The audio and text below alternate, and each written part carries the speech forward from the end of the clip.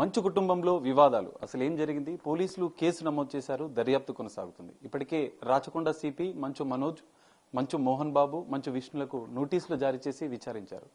చట్టం అందరికీ సమానమే, సెలబ్రిటీలైనా సామాన్యులైనా అందరికీ సమానమే అని నిరూపించారు రాచకొండ పోలీసులు. ప్రస్తుతం మనతో పాటు రాచకొండ సిపి సుధీర్ బాబు ఉన్నారు. వారిని అడిగి మరిన్ని అంశాలను తెలుసుకుందాం. సార్ చెప్పండి, అసలు ఈ వివాదంలో ఎవరిపైన కేసులు నమోదయ్యాయి, దర్యాప్తు ఈ ఇష్యూలో మొత్తము 3 కంప్లైంట్స్ వచ్చాయి. 3 పైన ఎఫ్ఐఆర్ ఇష్యూ చేయడం జరిగింది. ఇందులో డిఫరెంట్ పీపుల్ విక్టిమ్స్ ఉన్నారు కాబట్టి అక్కడ పీస్ అండ్ ట్రాంక్విలిటీకి ఇబ్బంది జరిగే పరిస్థితి వచ్చింది. కాబట్టి మేము బిఎన్ఎస్ఎస్లో ఉన్నటువంటి సెక్యూరిటీ ప్రొసీడింగ్స్ ప్రకారము 126 సెక్షన్ ప్రకారం బాండ్ ఓవర్ కోసం మనం పిలిచడం జరిగింది, నోటీస్ ఇచ్చాం. దాంట్లో భాగంగా అతను చిన్నబాయి మనోజ్ ఆయన వచ్చి అతను బాండ్ ఆయన సైన్ చేసి వెళ్ళారు. అయితే Mohan Babu and Vishnu other 2 people approach honourable court because is in the hospital. అందుకోసమే ఒక 24th వరకు టైం ఇచ్చారు. మళ్ళీ ఇంకో రోజు డేట్ ఫిక్స్ చేసి మళ్ళీ వాళ్ళకు నోటీస్ ఇస్తాం. వచ్చిన తర్వాత మళ్ళీ వాళ్ళ స్టేట్మెంట్ రికార్డ్ చేస్తాం. స్టేట్మెంట్ రికార్డ్ అంటే ఎగ్జామిన్ చేసి ఇలా మీరు గొడవలు పడకుండా ఉండడానికి కోసం అనేది ఒక ప్రాసెస్ ఉంది సిస్టంలో, దాన్ని ఇంప్లిమెంట్ చేస్తాం. ప్రధానంగా బాండ్ ఓవర్ విషయంలో వారికి ఎలాంటి సూచనలు చేశారు, ఎలాంటి నిబంధనలు ఉంటాయి సార్ జనరల్?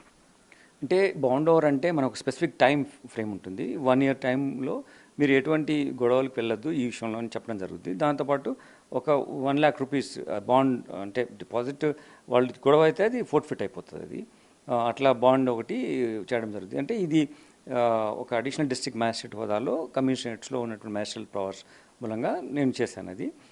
దాని తర్వాత ఒకవేళ వాళ్ళు వచ్చినప్పుడు విత్ ఆర్ వితౌట్ షూరిటీ లేకున్నా సరే మేము బాండ్ సైన్ చేసి వెళ్ళొచ్చు. దాని తర్వాత ఒకవేళ దీన్ని వయలేట్ చేసి రాకుండా ఉంటే మేము వారెంట్ కూడా ఇష్యూ చేయొచ్చు.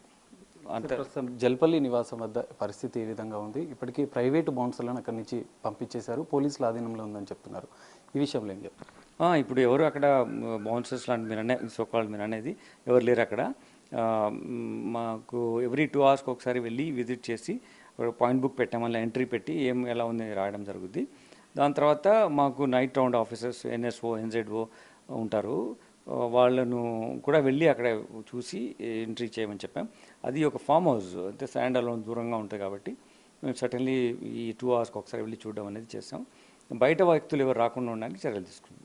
సార్ జనరల్గా బాండ్ ఓవర్ విషయం ఇటు బౌన్సర్లు అంటే ఈ నేపథ్యంలో ప్రజలు జనరల్గా సెలబ్రిటీలు ఉన్నప్పుడు బౌన్సర్లని ఏర్పాటు చేయడం, కొన్ని దాడులు జరగడం ఈ మధ్య హైదరాబాద్లో ఒక కల్చర్ అయిపోయింది సార్.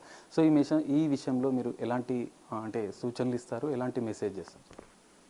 అంటే ఇది చాలా రోజుల నుంచి ఉన్నటువంటి ఒక ఆస్పెక్ట్ సమస్య ఆర్ ఒక సిస్టమ్ ప్రివేలింగ్.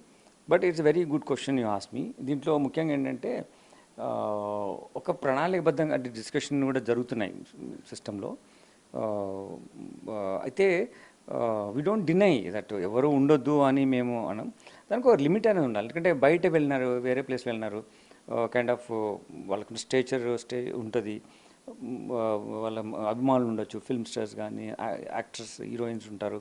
సో మిస్బిహేవ్ చేయడానికి ఛాన్స్ ఉంటుంది. కాబట్టి అక్కడ suddenly 1 or 2 people we may agree, but to indulge in a kind of antisocial activity, then creating kind of fear in the minds of the people or causing disharmony or breach of peace, that cannot be tolerated. But generally smaller issues లో అంటే అది ఇంకా evolve కాలేదు ఎలా చేయాలని.